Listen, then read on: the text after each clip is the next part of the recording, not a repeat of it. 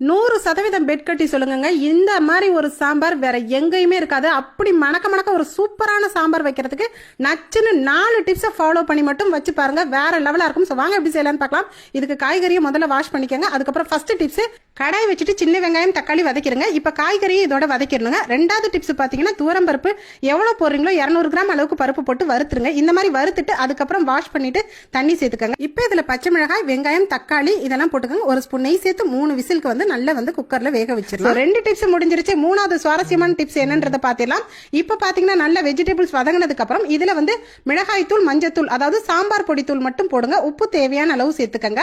அதுக்கப்புறம் புளி கரைசல் தேவையான அளவு லைட்டா போட்டுக்கங்க. மாங்காய் சேர்த்துக்கங்க. இப்ப பருப்பையும் காய்கறியும் ஒன்னா சேர்த்துக்கலாங்க. மூணாவது முத்தான டிப்ஸை பார்த்திடலாம். இப்போ ஒரு ஸ்பூன் வெந்தயமும் ஜீரகமும் ட்ரையா வறுத்து அரைச்சிடலாம். இப்ப அதே பேன்ல குக்கிங் ஆயில் சேர்த்து பெருங்காயத்தூள் சேர்த்துக்கங்க. கடுகுளுந்தம்பருப்பு சேர்த்து கருவேப்பிலை ஃப்ரெஷ்ஷா போட்டுக்கங்க. 2 காய்ந்த மிளகாய், சின்ன வெங்காயம் ஒரு 5-6 போட்டுக்கங்க. வதக்கிட்டு ஒரு தக்காளி பழம் போட்டு கொத்தமல்லி போட்டுட்டு அதுக்கப்புறம் வறுத்து அரைச்ச பொடியை போட்டா வேற லெவல் மாசான சாம்பார் ரெடி ஆச்சுங்க. இந்த வீடியோ பிடிச்சிருந்தா மறக்காம லைக் பண்ணிட்டு இதை நிறைய உங்க ஃப்ரெண்ட்ஸ் அண்ட் ஃபேமிலிக்கு ஷேர் பண்ணிக்கங்க. தேங்க்யூ.